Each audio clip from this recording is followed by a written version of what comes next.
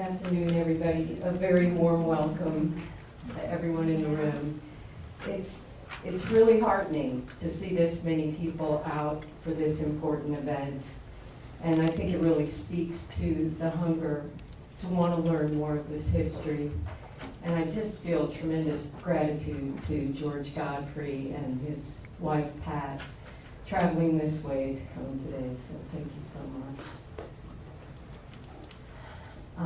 Before we get started, I do just want to remind people, if you don't have a library card, you might want to stop by the library desk on the way out. You know, in addition to the fantastic books by Indigenous authors that are on display here, the library is so much more than books now. I don't know if you know about our Library of Things, where you can check out musical instruments, mandolins, guitars. You can check out a Wi-Fi hotspot or a sewing machine.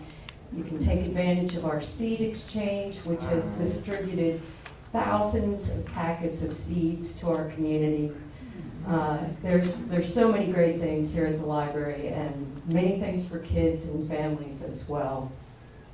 We also have lots of free programming, and next Saturday we're very pleased to be a site for the CU Folk and Roots Festival.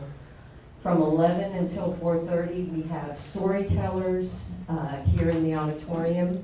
We'll have live music, 5 different sets of performers. It'll either be upstairs on the main floor, or if the weather is as beautiful as today, it will be out in Cherry Alley. So I want to warmly invite all of you to CU Folk and Roots next Saturday. There's some other people I really want to thank. Perhaps most importantly, I want to thank Rick Larimore, who is a friend of and an admirer of George Godfrey's work. And it's he that spoke up to recommend today's program, recognizing the unique and important role that George Godfrey has played in ensuring that this history isn't forgotten. So I'm really grateful to Rick Larimore for that. We're also very honored to have the Native House at the University of Illinois as co-sponsors for today's program. I encourage everyone here to visit their website, to get on their mailing list, and to support their events. Dr. Charlotte Davidson, the director of Native House, will introduce today's speaker. She provided early support and encouragement for today's program, for which I am so grateful. She herself received her master's and her PhD in education policy studies from the University of Illinois, and much of her scholarship focused on the education, development, and leadership experiences of Indigenous women in post-secondary settings. At the Indigenous Peoples Day events on campus this past week, I had a chance to see firsthand her own leadership, her wisdom, her warmth, and the collaborative spirit she brings to her work. Please welcome Dr. Charlotte Davidson.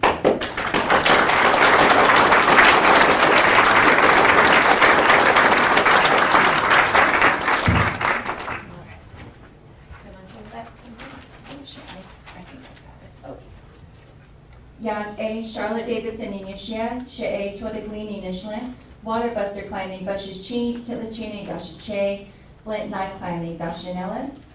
My name is Charlotte Davidson, and I am Diné and a citizen of the Mandan, Hidatsa, and Arikara Nation. As Carol mentioned, I serve as the director of the Native American House at the University of Illinois at Urbana-Champaign. Additionally, I am a faculty member in the EDD program for Student Affairs Administration and Leadership at the University of Wisconsin-La Crosse. Before introducing our guest of honor, I would like to recognize where our feet are collectively planted as the traditional homelands of the Peoria, Kaskaskia, Piankashaw, Wea, Miami, Mascoutin, Odawa, Sauk, Meskwaki, Kickapoo, Potawatomi, Ojibwe, and Chickasaw nations. I have the distinct honor of knowing Dr. George Godfrey when he was a faculty member at Haskell Indian Nations University in Lawrence, Kansas. I'm also a proud alumna of Haskell. Haskell is one of 37 tribal colleges and universities in the United States, and while there, he served in many different roles, For example, he was the chair of the Natural and Social Sciences Department, co-director of the Haskell Environmental Research Study Center, and vice president of academic affairs. While I never enrolled in a course he taught, I consistently heard from peers majoring in environmental science how he modeled a grounded appreciation for traditional ecological knowledge. For many, Dr. Godfrey served as a wisdom keeper in that he emphasized the relationship-based approach to engaging the natural world. Most notably, Dr. Godfrey promoted the understanding that Haskell students, like many Native student communities in higher education, are the most important connection to the future. In this way, he was a champion for Native student success. And so, having said all that, please help me welcome my Haskell relative, Dr. George Godfrey.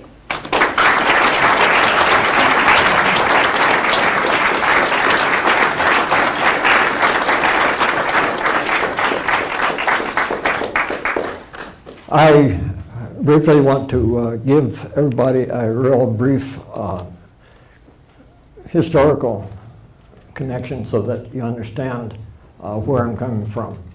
I am also a citizen band Potawatomi, and that's not the radio. But the Potawatomi are closely related to the Odawa and to the Ojibwe or the Chippewa. And at one point, the United States government could not tell us apart. And it wasn't until they finally decided to do this in about 1847, you really begin to understand where you are and what you are. The three that I mentioned, the Dawa, the Ojibwe, and the Potawatomi, consider the Delaware or the Lenape as our grandfather tribe. We came from the mouth of the St. Lawrence River area, finally into the Great Lakes area.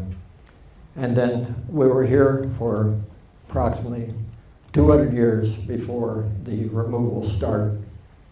And what I'll be talking about today is one specific removal, which we call the Trail of Death. Slide, please.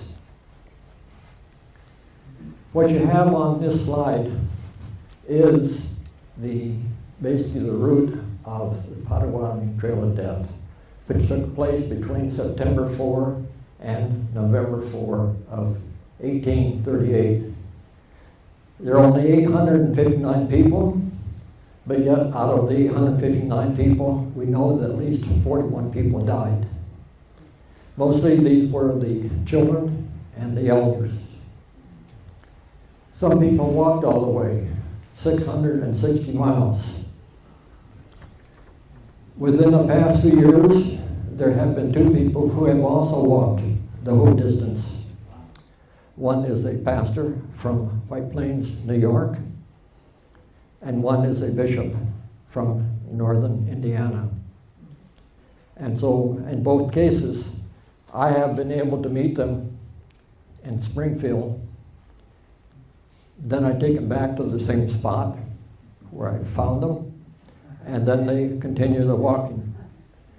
One person said he went through 4 pairs of shoes before he finished the travel. What you see on the bottom is a sketch that was made by George Winter. We have some of his paintings in a book on the back that my wife will be glad to show you, or you may be able to look at the pictures yourself. Not everybody was on horseback. A lot of people were on foot. Some people were in wagons. But this particular view was taken near Logansport, Indiana. And there you have then the way in which people traveled, single file, and every so often there was somebody from the state of Indiana or somebody from the federal government who consisted of the removal party. Again, Twin Lakes is near South Bend, Indiana, which is off to about this point. And they went down all the way to Logansport. At Logansport, they basically started following the Wabash River. From here to here, there was no river really to follow. But you realize that, when you are traveling yourself, you want to get from point A to point B as directly as possible.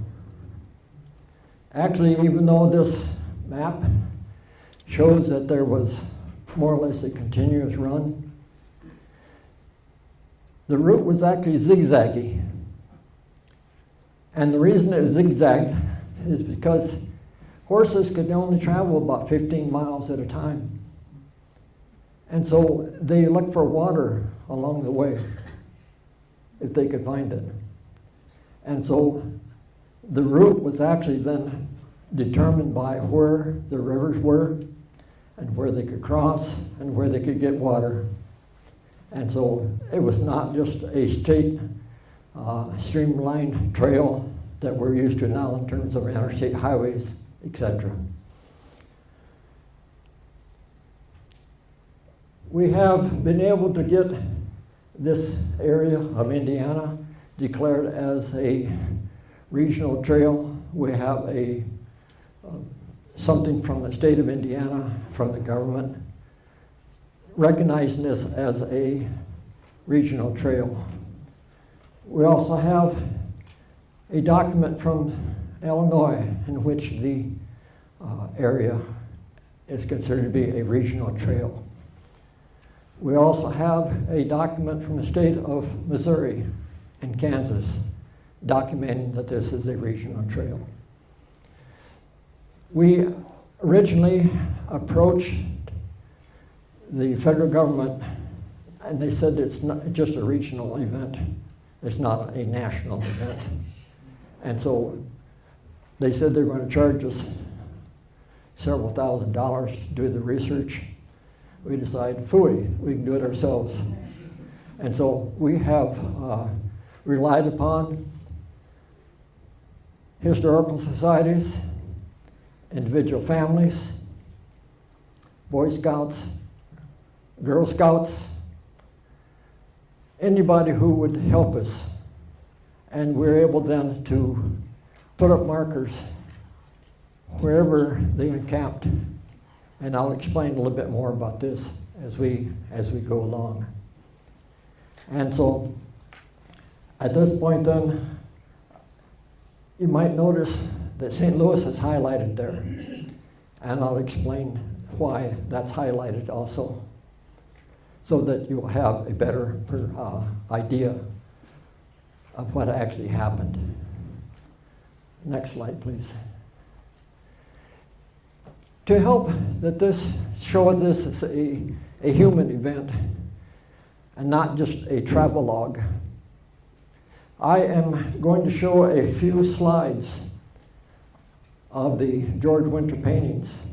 Now, this is not your traditional housing. It's not your traditional wigwam. Somebody will say, what's a wigwam?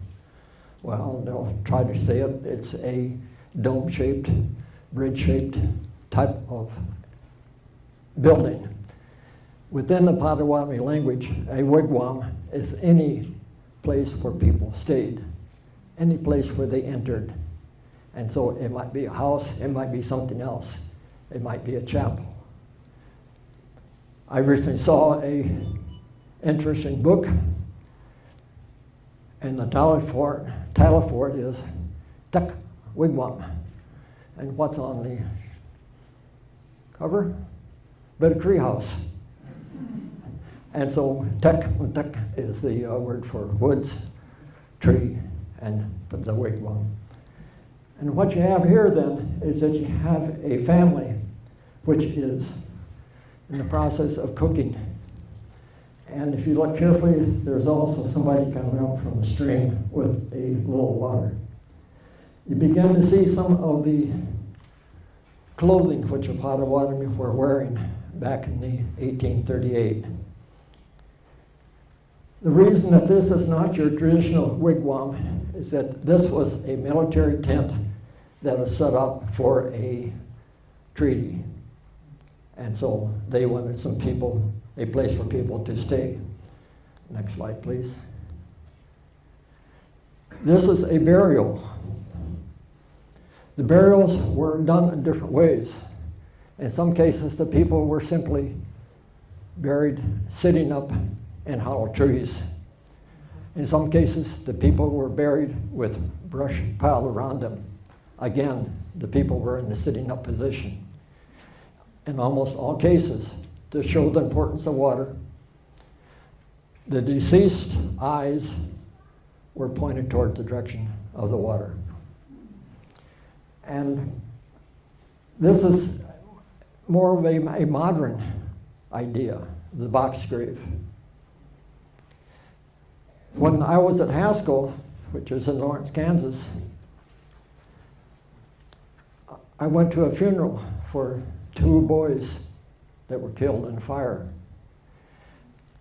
The men were basically walking around like this, but wearing blue jeans and jackets. And so what you have right now is basically everyday dress.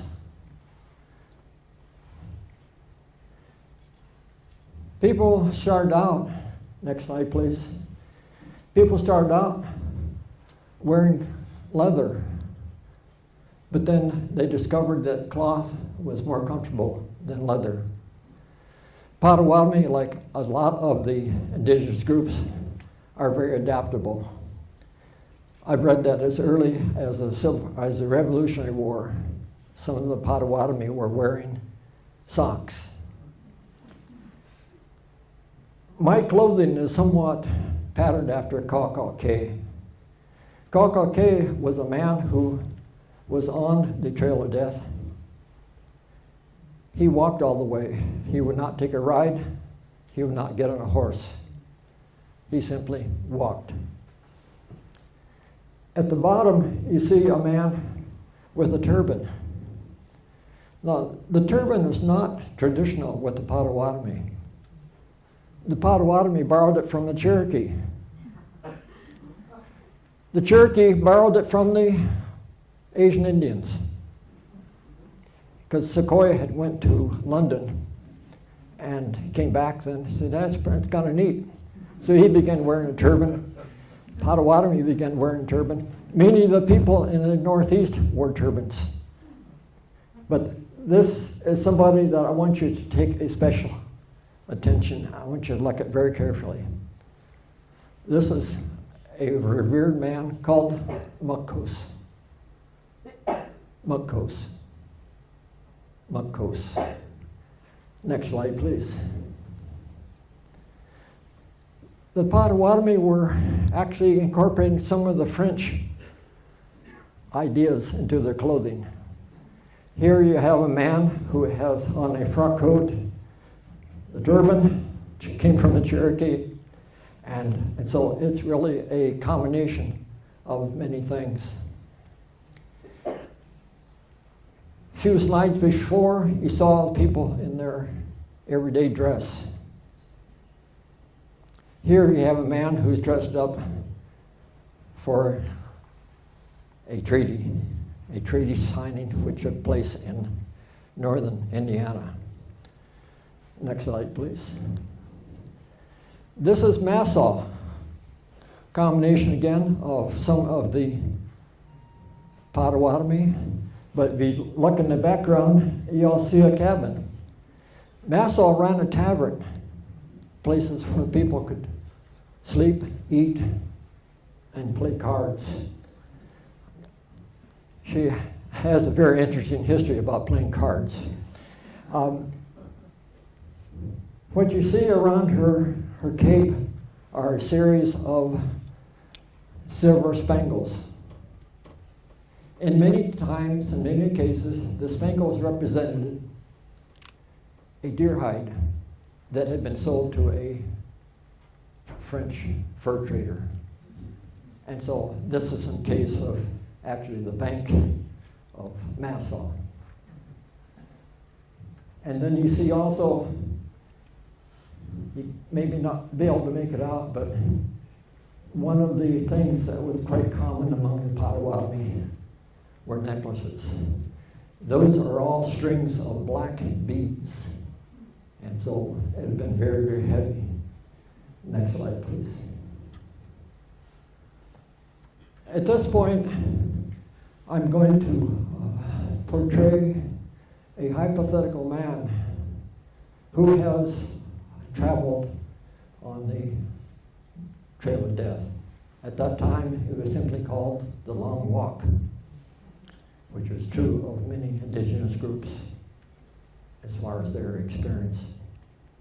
I know the Dene had their Long Walk, which was from Arizona into east central New Mexico during the Civil War, where the people were kept as political prisoners for several years before they were allowed to return into Arizona. Speaking of Dene, what you had in terms of the introduction by my introducer was a short version of the Dene greeting. A friend of mine at Haskell, Daniel Wildcat, and I used to laugh about some of the short versions, and he said that if it was a real traditional version, it might go on for several hours before the introduction is completed. And so at this point, I'm going to give a, next slide please, a monologue called The Woods Cry. And there are a couple of things I want you to keep your ears open for. The name Nassau, the name Mukos, and the name Senegal, and the name Kabunda.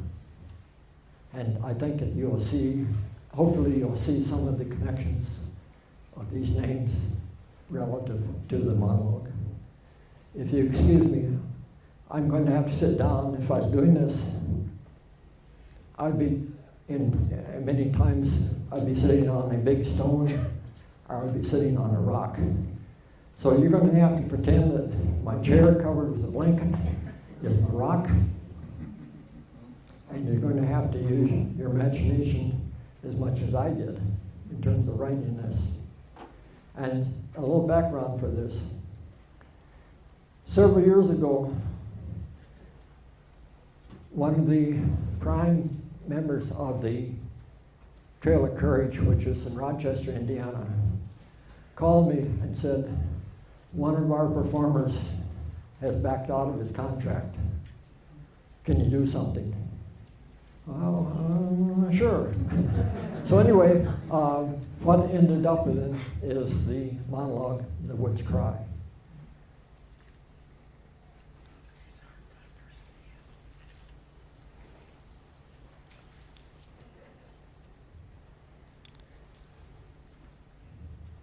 The trees have lost their spirit to grow tall. We were told this, I was told this, by some men who came here last year, and they returned to Indiana. And they have grown tall. You know, behind me is a bunch of rocks and limestone. When we first got here, about the only place I had to sleep was where the limestone overhangs were. Some of our people, I know, dug holes in the ground and covered with blankets to try and stay warm. You know, Keith's grandfather's son has gone a long way to the south wind. It's gotten very cold here.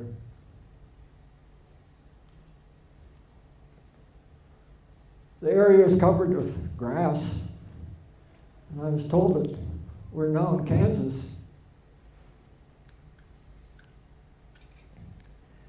You know, when on the long walk, I saw big flocks of geese, ducks, flying to south wind. Back in Indiana, they flew towards north wind in the springtime. I hope that the birds here can do the same thing, and remember to do the same thing, fly to north wind. You know, down below me is an area which is called Sugar Creek. I guess by the sound of the name, we should be sweet, but we're not. We're bitter. A lot of people died on the long walk. Some are still dying. You know, back in Indiana, we had a pretty good summer. Our corn did well, but it was dry, but it did well. We also had things to eat. We had a lot of berries that we knew, fish in streams. We even ate some of those animals that the Shmokmarook brought with them. You know, those little animals with the pointed ears and flat noses. And we also ate some of their chickens. And, you know, what's kind of funny is that the Potawatomi word for chicken is what. Well, you know, kind of the sound these chickens make when they scratch around in the ground looking for food. You know, a lot of Shortmen came into the area. We thought we'd share the land with them, but that wasn't the case. Hey, speaking of the Shortmen, you know, they built two kinds of wigwams, a big one and a small one. At first, we didn't know what the small ones were for, but pretty soon, our noses told what they were for. And so they're kind of, a good name for them was Chicago Wigwam, Skunk Wigwam. And so, you know, one day, I sort of remember I was watching one of these little wigwams, and a little white girl came, opened the door and went in. Well, she went in, and a little Potawatomi boy snuck up and locked her in. Oh, she got mad. She kicked the door, pounded and yelled.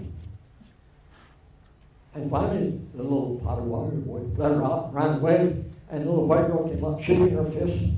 And, you know, while I was standing there watching, I sort of felt like maybe somebody was behind me. I looked around, and here was a little man with a black hat and a long black robe. He said, "I'm your new black robe. I'm your new priest. I'm Benjamin Pettit, Father Pettit." Well, he and I talked for, not too long. We spoke in French, and it's a language that both of us knew. He was surprised that I knew it, but I had no problem.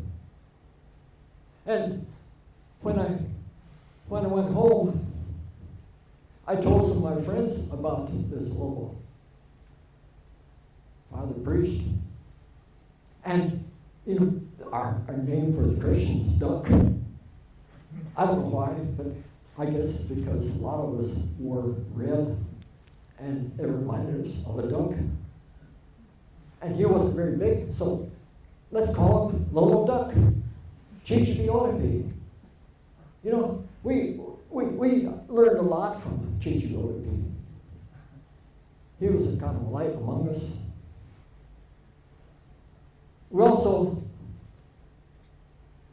taught him a lot. And we taught a lot of Shmukman a lot.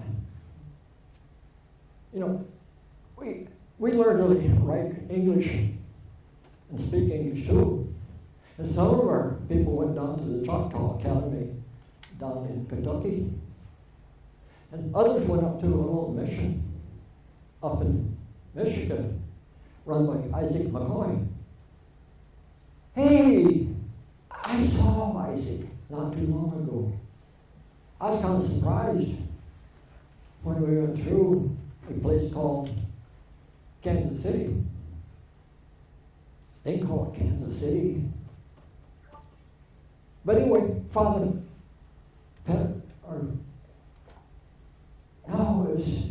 who was it? No, it was William.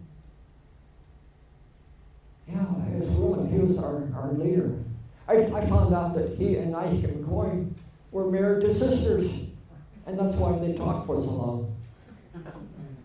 But you know, one thing that we learned, I'd say we learned a lot. One thing we didn't learn, especially up at that mission, and that was how to play cards. You know, those little things on white pieces of paper. You know, we thought they were funny because some of those cards had pictures of people, but they had two heads. You know, one head was down where the feet were supposed to be. You know, one of the really good players was Massaw. Massaw was a good euchre player and a good poker player. Nobody ever beat her.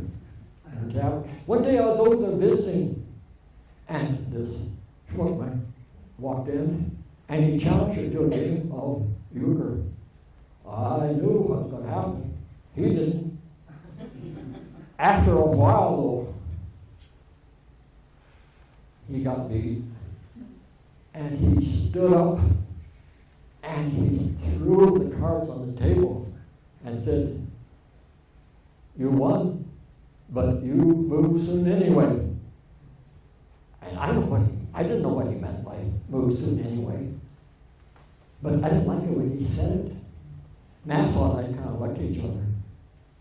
You know, later that summer, when things started to get kind of tense, we thought a big war was going to break out. Our children still played together, but we thought a big war was going to break out. Supposedly, somebody knocked down a cabin door, and our cornfields were burned in retaliation. But yet, I don't know of anybody here, at least there weren't any of my friends that knocked down that cabin door. I was standing outside the wigwam of Seneca when a man rode into the village, into Menominey's village, and said, "There's going to be a meeting at Chichipiota Beach Chapel." And I said to Seneca, "Hey, come with me. You and Dupepe, come with me. There's going to be a meeting." And Seneca spoke into his wigwam and told Kabunda, "I'll be back in just a little bit." Because Kabunda was ready to have a baby, and she wanted Seneca nearby. We got over to the chapel, and when I got there, the wrists of Black Wolf, Menominee, Popenola had been tied, and they were thrown into the chapel. And I started getting pushed into the chapel too. And Seneca whispered to Skinny, the little white boy standing next to him, and said, "Go tell Kabunda to go around and hide."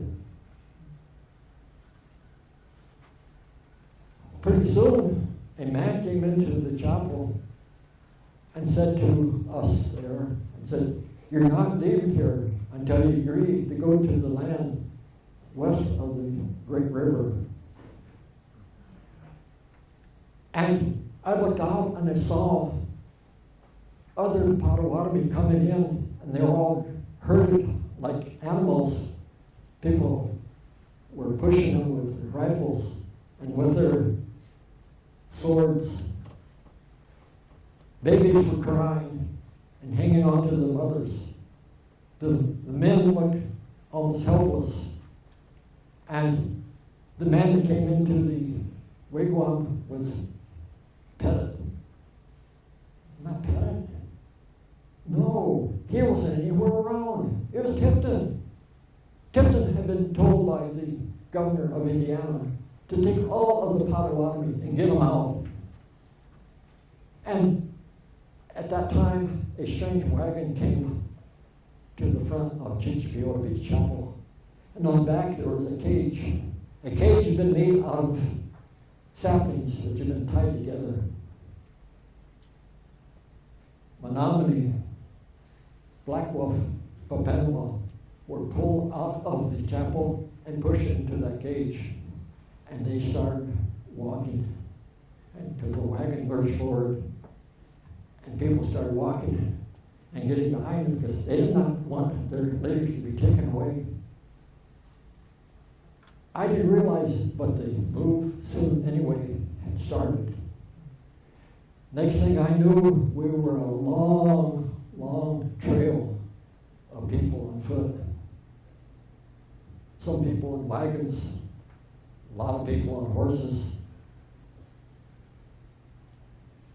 We were hoping that Chief Godfrey himself would join us and stop, but we found out later that he was even given permission to join us and go with us.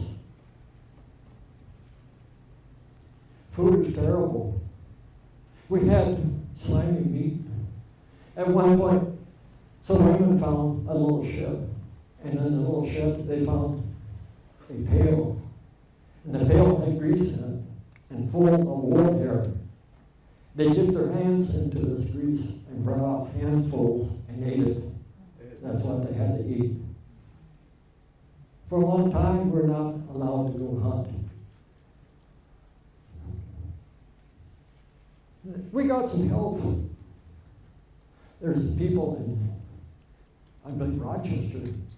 They came out and gave people hoe cakes as food. We got to Danville, Illinois, and we were actually allowed to go hunt. And we really ate good that night. That was one of the good things that happened. But when we were also in Danville, who came riding up real fast? But Chief Godfrey on horseback. He had been allowed to join us. And so he came and he talked to his people and got our leaders out of that cage. And I don't know how long they'd been in that cage and how long they would have been if it hadn't been for Chief Godfrey.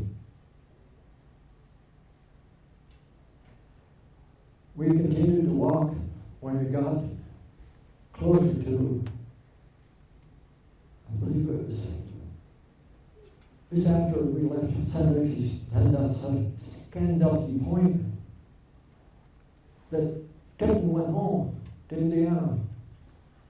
And he actually allowed the people who were supposed to be guiding us, directing us, driving us to take over. So some way I guess we felt better. We got to a place called Davison's Point. And one of our leaders died, Munkos. He died. We didn't want to leave Munkos behind. So we put his body in a wagon. We carried him for a while. And when we got to the city, there were some men who actually built a coffin for Munkos so we could take Munkos with us. Another place where it seemed like we got help was in Jacksonville. We were feeling kind of bad because one of our children had got run over by a wagon and crushed and was expected to die. But then the people from Jacksonville came out and started giving us sandwiches. So that was nice. And all of a sudden some men came, and they all dressed alike. We thought they were soldiers carrying strange weapons. And finally, one of the guys blew into one of these houses, and it sounded like a love silk elk.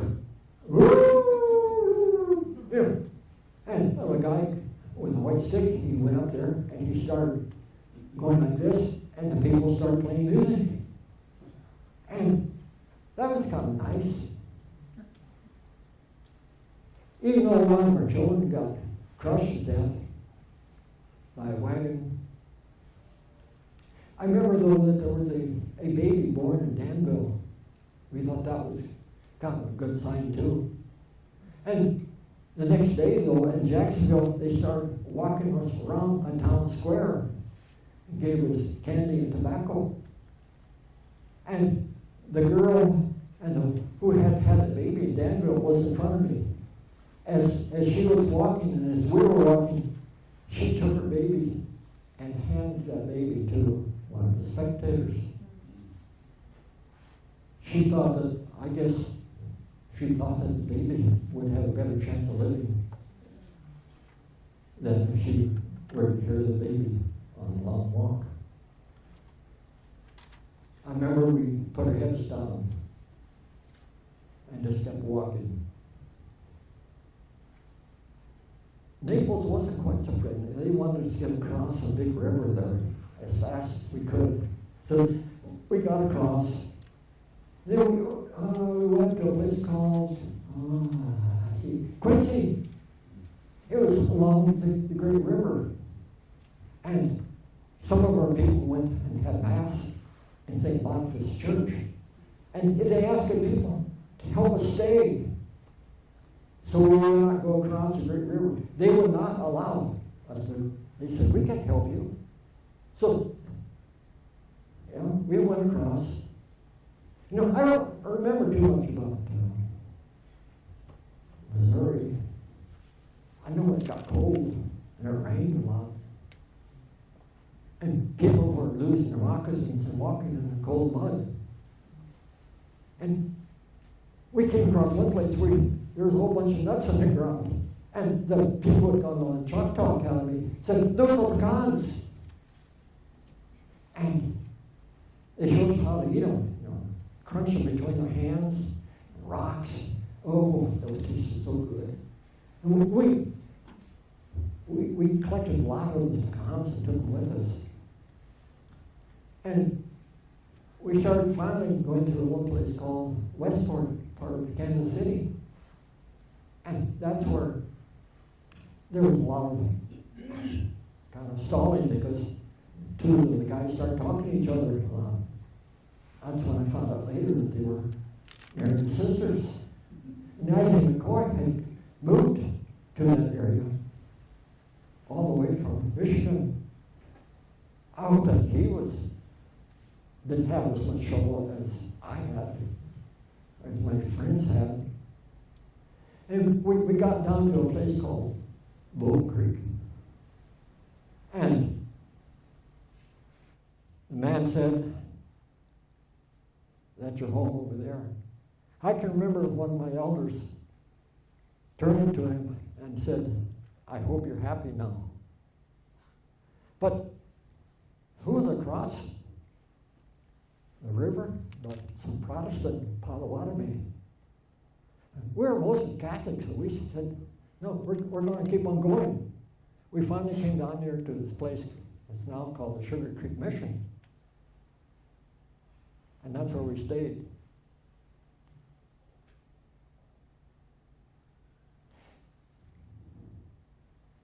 Shortly after we got here, I guess the Senegal said he's going to go back to Indiana to find Kabundo. I guess he must have left because I haven't seen him for a while. You know, some other people that left were Chichibiotipi. He was taken to St. Louis by Abram Burnett.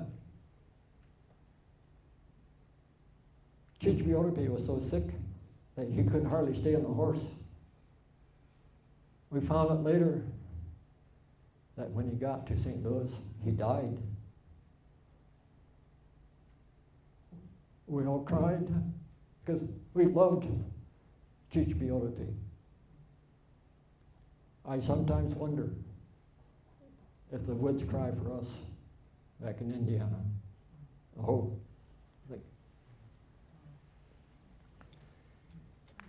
a epilogue is that Senegal did go back and he found Kabunda. And so I have a book back here called Perilous Journey about his travel from Sugar Creek in east central Kansas all the way back to Indiana. And I use him as my hypothetical character. And so, but anyway, all we know is that he left and he returned, and his widow years later said he was a spiritual and physical wreck by the time he got back. And so I had to use my imagination to try and figure out what lead to a person becoming a physical and spiritual wreck. And so, next slide, please. Go ahead. I don't know, the people up front can probably read this. If not, I'll do my best to read. Now, this is in Sydney. The reason I have this is that there was, and the reason we were able to put markers near the places of encampment is that there was a journal that was kept, and it was very detailed. And so here starts out Friday, September 21st is when the people got to Sydney. And it says, we left Davidson encampment at 9:30. At a little before 2, we reached Sydney, the spot selected for our encampment. The health of the Indians, the same, scarcely a change.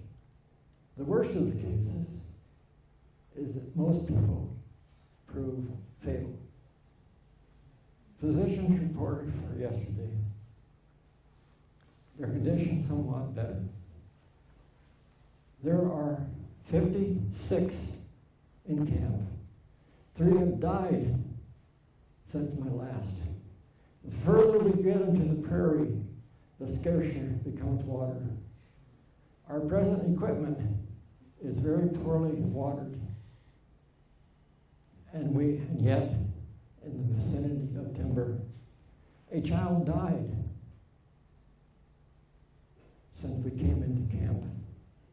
This morning before we left, the encampment of the night before, a chief Makos, a man remarkable for his honesty and integrity, died after a few days of sickness. Distance traveled today, 12 miles. Forage not so scarce as a few days ago. Bacon, we occasionally procure beef and flour. However, continue our principle in our subsistence. And so that was what happened in Sydney, here in Champaign County. Things have improved, but people have died. People are sick, about 50 of them. So anyway, that's what took place in Sydney. The next encampment in Champaign County was, next slide please. Here's Makos, next slide please. Sedoras.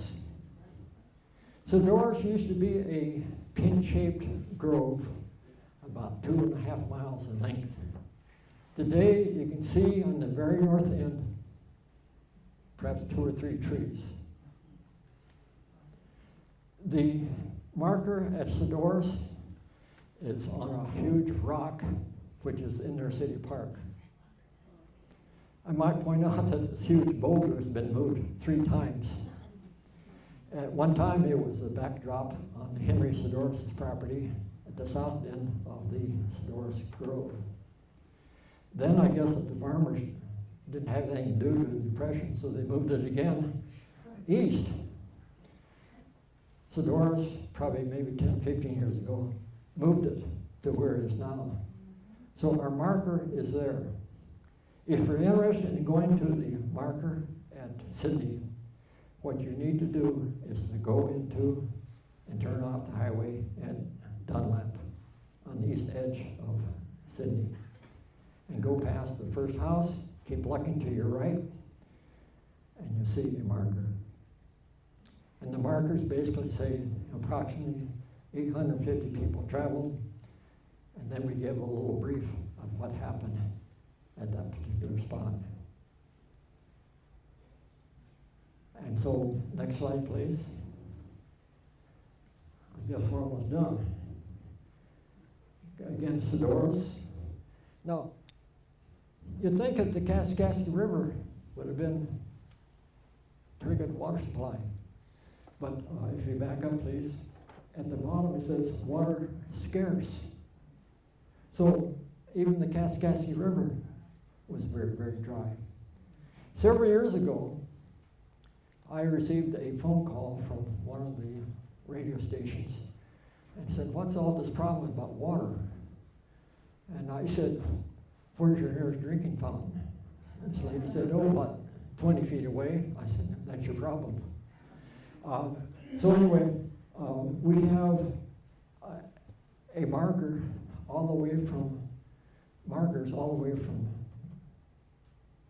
Twin Lakes clear out into Kansas. And we have blessed each marker, and we have completed that task.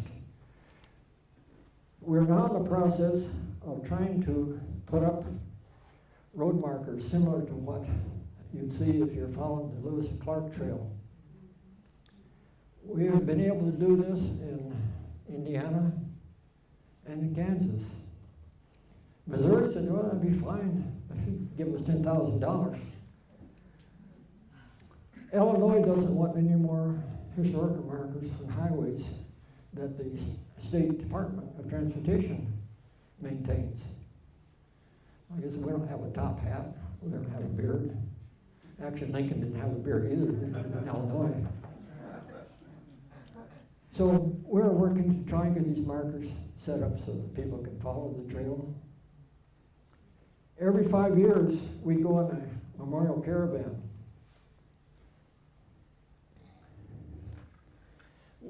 We're in the process of organizing one for 2023.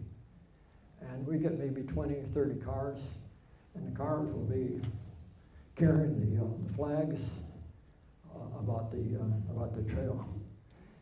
As we stop, we're going to be passing out brochures. And if anybody wants a copy of the brochure, we have some back there on the table.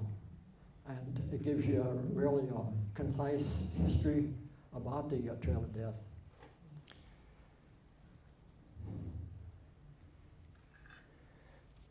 To keep people happy who come out to see us, we're also going to provide them with a little button.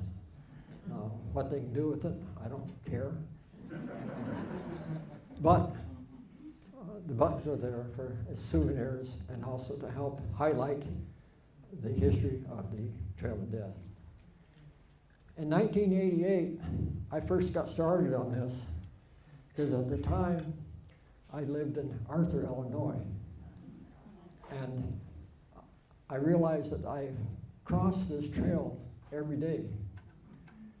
If we're to go through Illinois, well, according to the journal, these were the stops. So I convened a committee all the way from people all the way from Danville out to the little town west of Jacksonville, Exeter, Illinois. And I forget how many people are on the committee, but the library has a copy of this about finding the Trail of Death through Illinois.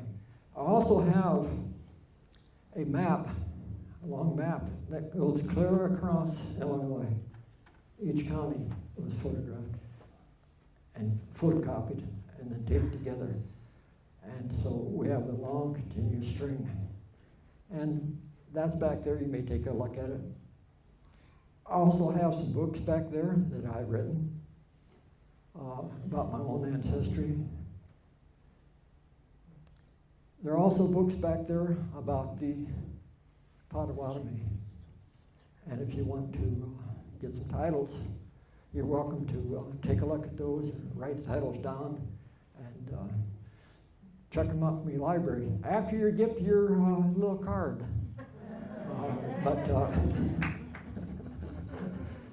But anyway, I appreciate your attention, and I guess it's about time to go have supper almost. Okay, Big Rich.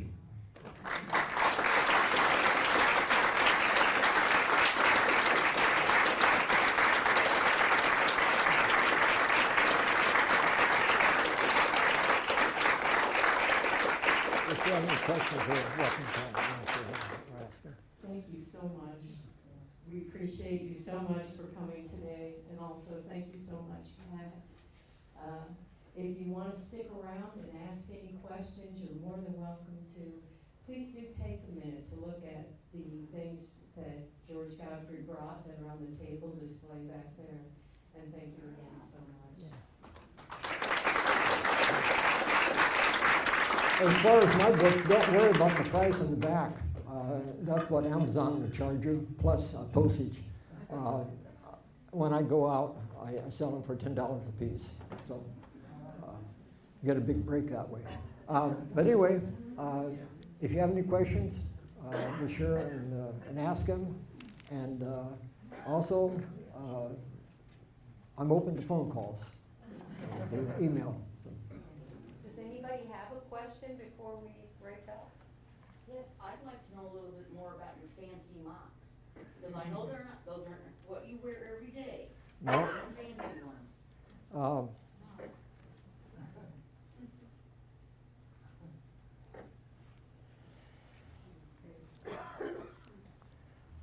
These are my moccasins. And yes, I don't wear them every day because they're not as comfortable as a Nike. But also the decoration wouldn't be worn every day. The decorations, somewhat are patterned after the French designs. And the French designs of their wallpaper and so forth, they use a lot of floristic designs. And so the Potawatomi began incorporating the floristic designs into their own. I might also point out that everything I have on is things which I've made. And to make the shirt, I just got a big red piece of cloth, cut a few holes in it, and started stitching. Again, I tried to pattern it after what Kakake wore in 1838. And so what I have on is what the Potawatomi were wearing for everyday clothing in the mid-1800s. I should have incorporated a picture of my great-great-grandmother, because that would have fooled you. She did not have on the traditional garb, and she looked like she came from an ice cream social. But I also want to point out that, of course, I explained the turban, I explained the shirt, and then I used to work for the Illinois Natural Survey, so I taught them out of the badger feet that they had got from their study of root-tailed badgers in Illinois. Shortly and underneath my knees are what we call deer toes. I worked at the Kankakee State Park, and I was checking deer for deer ticks. And so after I got through, I asked the hunters if I could use my hedge clippers to get their deer toes. They said, "What for?" And I tried to explain to them. They didn't understand. Finally, I just told them I was making some dew claw stew. And Pat is holding up a picture of my great-great-grandmother. That's a mural that was painted on the wall in downtown Watseka. And so that's the area that she came from. And the beauty about that picture is that there's also some family history. Pat, would you like to explain that, please? Oddly enough, my husband was a teacher in Villa Grove, and he worked with the person that painted this, worked with her father, and name was Becky Herman, and she became a pretty famous artist, and she lives in Indiana. And her mom called me, Marge called me and said, Becky's looking for a person that's closely related to Watchekee. And she said, and it's you. And so anyway, we made the connection. And so she got the picture, and then she proceeded to paint it as it's a memorial to the town itself. Watseka was named after Watchekee, so because she lived in that area as a fur trader's wife. Vicki called me and said, can you send the original, which I do have at home, but it's a brown ambrotype. I said, if you look at the frontispiece in my book, Watchekee, Overseer, Walking Two Cultures, just look at everything as gray and black, as dark brown and light brown. And so she used that frontispiece as a guide for that picture. So.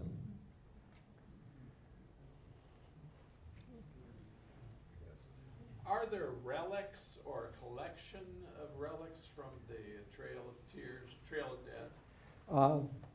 Are there relics and things like that from the Trail of Death? I know of none. None. The passage historically was from, if you look at the entire history, was very short. And so there are archaeologists who are trying to do some surveys near where in those places where the Potawatomi sometimes spent 2 or 3 days. But what would they find? Probably horseshoes, maybe pieces of wagon, but nothing else. We do know that people carried with them some of their traditional seed, and they were able to replant when they did that. There were many removals of the Potawatomi. From my recollection, the earliest one is in 1833 from the Iroquois River. This reminds me, somebody asked me, why do they call it the Iroquois River? Well, that was the entree point for the Seneca coming into the Midwest, into Illinois, for beaver. And so, hence, Iroquois River, now the Iroquois County.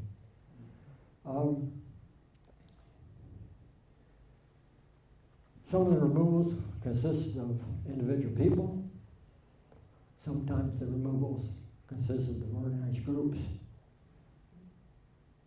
that were led by the government. And so, somebody asked me why all the removals are in the fall of the year. Well, that's when there was sufficient forage for horses. Unfortunately, during part of September, it can also be very, very dry. And so it didn't work out to move large groups earlier in the year. But basically they wanted energy for the horses and the oxen. So that's it. Well, thank you again so much, and thank you